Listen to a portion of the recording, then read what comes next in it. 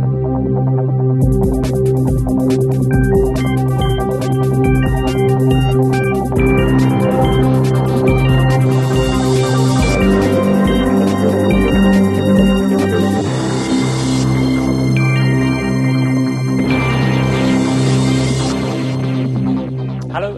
to the latest Accountancy Age Big Question.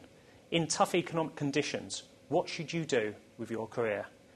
Thankfully, we have Steve Tappin, the managing partner in the global CEO practice of Heidrick Struggles, in today to give you some advice. Steve, thanks for joining us. Pleasure. What's going on out there in the marketplace at the moment at executive recruitment level, and how do those issues kind of trickle down and affect every accountant looking at what to do in their career? Yeah, no, it's a very topical question. I think most of the CEOs that I'm with at the moment believe their companies are set for a downturn of probably 18 to 24 months. Now, within that, there is a sector effect. So a lot of the financial sector, property, consumer, retail, leisure businesses are now pretty severely in the downturn. But there are also a couple of other sectors that are still buoyant. So I think alternative energy is very buoyant. I think the internet and social networking businesses are still growing pretty well.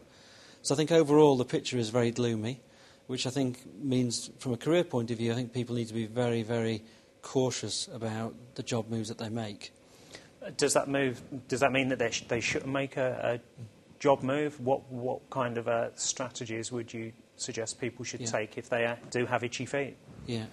I think my first mindset would be, what can you do within the company that you're in to take more broader responsibility? And if companies are under pressure, even a survival mode, I think people that step up, get involved in the key initiatives, that's going to give them more responsibility and make them more marketable afterwards. But I suppose that there's another side to it, which is if companies are in survival mode, I think you have to look at your own company and ensure it's well capitalised and robust. But generally, I think be very cautious about moves. But I think people who've got a higher risk appetite, the sort of companies I'd be moving to would be in companies that are well capitalised, they've got strong leadership, and where you can really believe that the company's going to come through strongly. And then in which case, you can make the move. Sure. There will be people out there that think, I'm damn good at what I do. Will the kind of companies that I want to work in still be interested in me at the moment? There will be a lot of, as much as an individual is cautious, the businesses themselves are cautious about recruitment. If you have the talent, will businesses still look to take you on board, do you think? Yeah, well, I think there's a majority of companies are in their contraction mode, but even those in contraction, the people at the top are likely to be moving on because the companies are going to be struggling.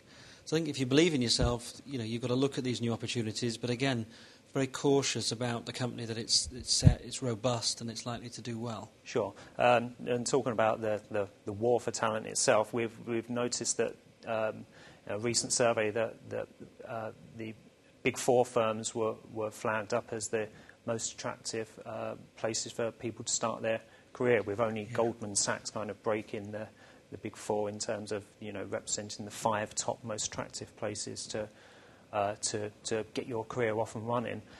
Is the accountancy profession now the place of choice above investment banking and law, do you think, in terms of professional services? Yeah, I think it's a very good question.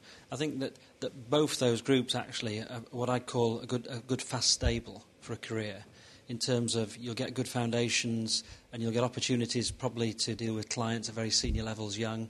I think you'll have the opportunity to move across different sectors, which I think is good. So I think that they're very good places, and typically in the past, people would move towards investment banks.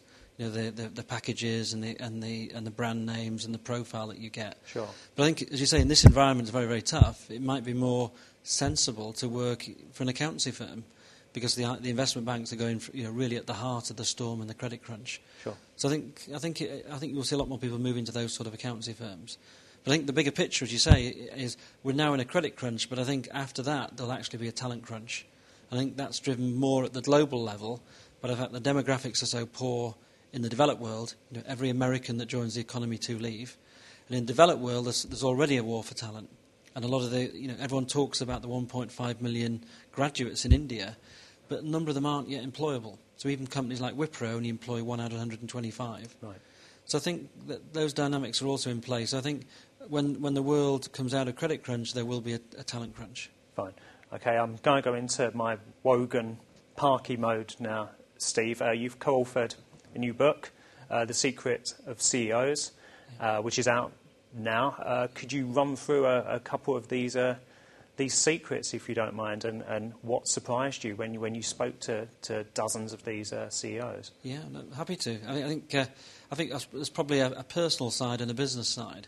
I think that the personal side was, there's a popular image of CEOs as being people who are very, very successful, superstar talents, maybe overpaid, and a very, very glamorous job. The reality was that Andy and I found that 60% of them actually didn't enjoy the job at all. They're quite stressed. And we actually drawn some research where they actually analysed the bodies of 1,000 CEOs, found that 90% of them were in basically a highly stressed emotional state, so struggling with their performance. So I think that was one side. A lot of them, again, don't have much of a work-life balance. So I think the role is a bit of a health warning. I think on the business side, I think it struck us in the UK just how many CEOs operate very much as professional managers rather than strong leaders. So quite command and control, quite bureaucratic, a lot of the companies in the UK, when you compare them with some of these Indian companies who are a lot more like a fluid or more entrepreneurial companies.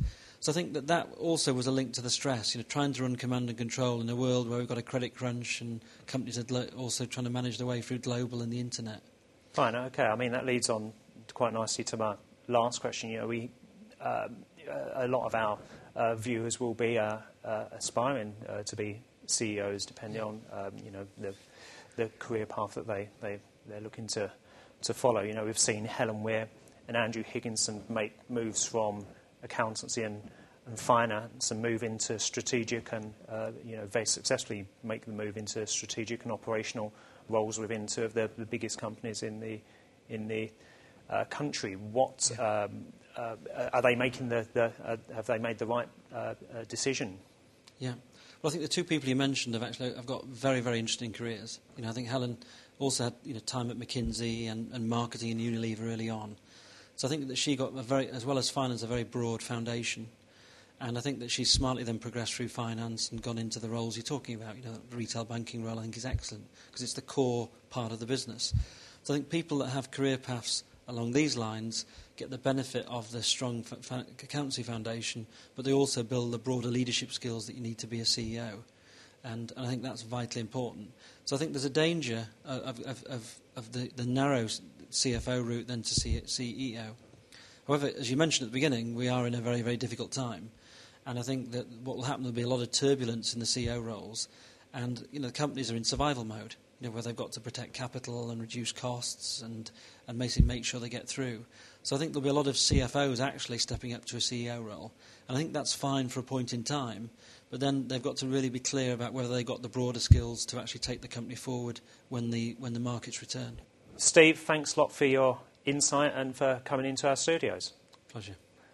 Some food for thought for you there in terms of what you're going to do with your career. Join us again next week for the next Accountancy Age Big Question.